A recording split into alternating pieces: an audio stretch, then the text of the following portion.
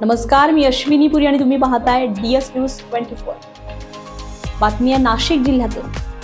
खरं तर प्रपोज हा शब्द ऐकला की डोळ्यासमोर येतात कॅफे, गार्डन किंवा एखादं रोमॅन्टिक ठिकाण। पण नाशिकमध्ये आज एक प्रपोज असा झाला जो थेट आकाशाला भिडणारा ठरला।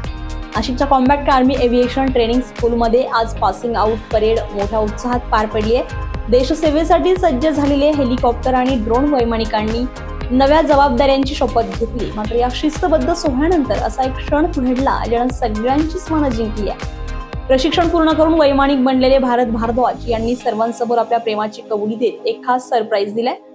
हेलिकॉप्टर समोर गुडघ्यावर बसत त्यांनी आपल्या प्रेयसी आरुषीला अंगठी देत थेट लग्नाची मागणी घातली आहे। क्षणभरासाठी सगळंच वातावरण स्तब्ध झालं आणि पुढच्याच क्षणी आरुषीने होकार दिला तसं संपूर्ण परिसर टाळ्यांच्या गजरानं दुमदुमून गेला।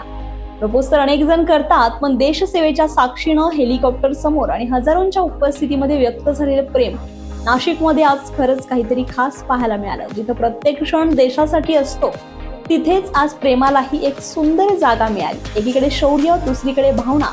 नाशिकमध्ये आज या दोन्हींचा सुंदर असा संगम पाहायला मिळाला।